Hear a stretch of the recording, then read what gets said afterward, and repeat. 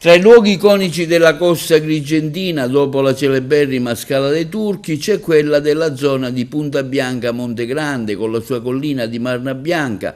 La sottostante casa diroccata del doganiere e le sue spiagge costituisce uno degli elementi più belli e caratterizzanti del paesaggio del nostro litorale, preservata da pesanti interventi edilizi privati che in passato avrebbero potuto snaturarne l'ambiente.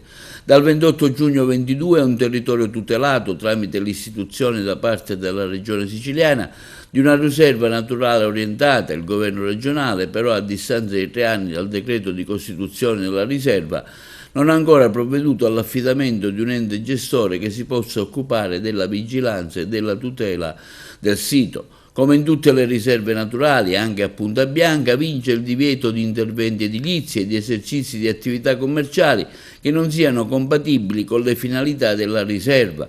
Purtroppo, come spesso si ripete dalle nostre parti, anche nelle aree vincolate avviene che all'interno dell'area protetta di Punta Bianca spunti puntualmente a ogni estate da diversi anni un bar-ristorante pub, il Paradiso, che svolge l'attività di non consentire delle chiare e severe norme di tutela normativa regionale in materia. Naturalmente è storia vecchia, le autorità preposte al controllo del territorio, in primis la Polizia Municipale, sono distratte e poco propense a intervenire se non dopo continue e reiterate segnalazioni.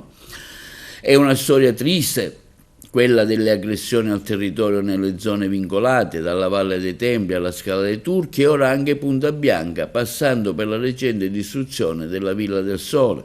E quanto afferma in un comunicato stampa il Partito Democratico di Agrigento, che afferma come anche nell'anno in cui è stata insignita capitale italiana della cultura con un progetto che fa perno proprio sulla difesa della natura e sullo sviluppo sostenibile, fatica a superare quel marchio di disdoro che la vuole simbolo dell'abusivismo e di disordine urbanistico.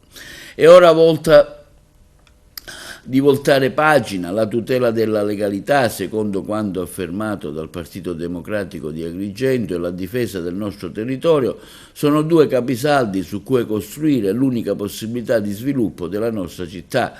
Il sindaco si svegli dal suo letargo, la polizia urbana non ignori le illegalità grossolane che sono sotto gli occhi di tutti, la sovrintendenza riconsideri l'autorizzazione rilasciata in modo inappropriato, la procura sia più occhiuta e celere nell'accertare la responsabilità.